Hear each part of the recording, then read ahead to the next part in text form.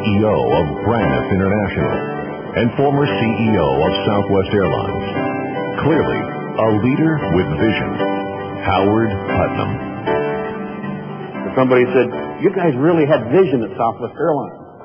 I said, "If we'd had vision, we wouldn't have called it Southwest. We would have called it something else." So it was a people thing. Higher attitude, teach them the skills, just what you're doing here. And find the folks that will fit your culture. I've never met anybody that stayed with Southwest Airlines that didn't enjoy it. Because if they didn't enjoy it, they were forced out quickly by their peer group. If they didn't fit the culture.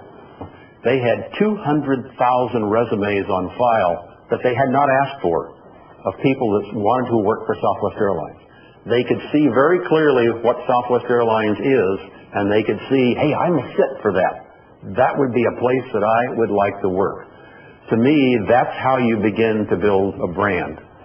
And you've built a brand at Toyota, there's no doubt about it. And whether you've heard that phrase that some fellows in New York wrote that said, you know, if you sell a product or a service, you'll be known as a vendor or a supplier.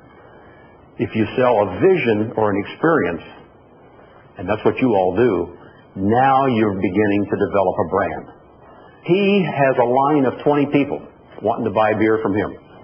And he's throwing the peanuts behind his back, and he's opening the beer cans under his leg and talking to the people and signing autographs.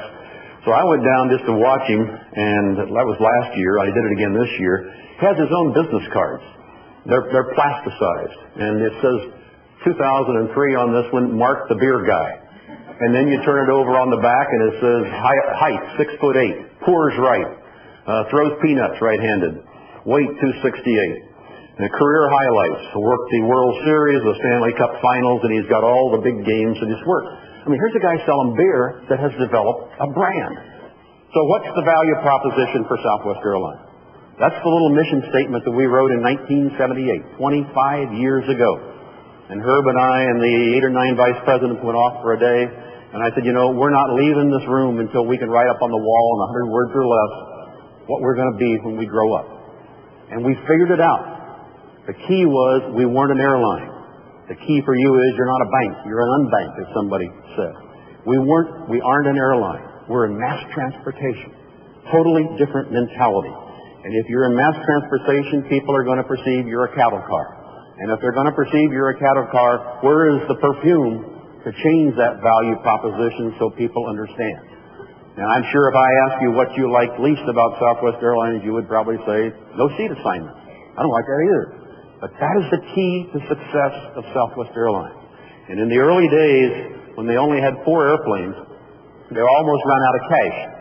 And Lamar Muse, the first president, had the foresight to see, we got to do something really drastic.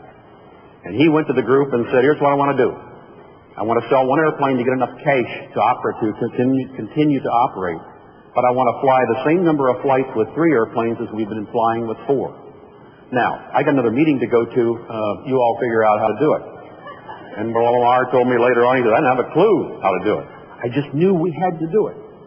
And they sat down and they figured out that if you couldn't fly any faster, you couldn't fly any earlier in the morning, you couldn't fly any later at night, the only way you could gain enough time was if you shortened the ground times to 10 minutes. Shortened those turnaround times to 10 minutes. Then you could fly the same number of flights with 3 as you did with 4. But if you don't have a superordinate goal that you try to flex ahead, you're never going to get there. So we began to experiment when I got there, is how do you get people to walk on and off airplanes quicker? And we tried putting you in groups of 20, 30, 40, kept experimenting. What we began to learn was if we numbered those boarding passes, you would show up earlier to check in so you could get a lower number, so you could get in the first group of cattle that were going to get on the airplane. And then you would hurry down the jetway so you could get a seat. And we learned if we took out the garment bag racks, you wouldn't stop and hang it up. You would just go wad it up and put it in the overhead bin. That's what we wanted it to do. And then we had one other trick that we tried until the Federal Aviation Agency stopped me. But when the last one of you got on the airplane and we shut the door, we nodded to the guy driving the tug that's going to push the airplane back down below, and he would give the airplane just a little nudge. And it's amazing how quick you'll sit down when you feel that thing.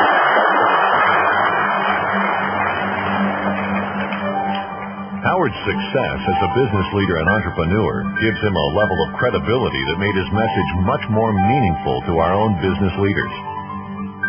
All those who listen to you today felt privileged to have had the opportunity to meet and talk with you. Your insight, warmth, and humor captivated and energized us. Thank you. And then I totally lost my mind and agreed to go across town to Braniff and see if we could save it. It was in gigantic financial trouble. They unfortunately were cooking the books, which we didn't know until we got there. So we had $175 million less in cash than we thought we had. And we only had 10 days of cash, and now I've got 10,000 employees and 100 and some airplanes in 9 countries, and we got 10 days of cash. And I've just left the world's most profitable airline, Southwest, to go with the world's least profitable airline. And I want to pick up the phone and call Herb Kelleher back at Southwest and say, hey, Herb, I was just kidding. I really didn't mean to leave. Too late. And we kept it alive for 7 months, and then we finally had to put it into Chapter 11. But we stayed there, we got it reorganized, and we got it flying again on a much smaller scale. But then we left and went on to other things.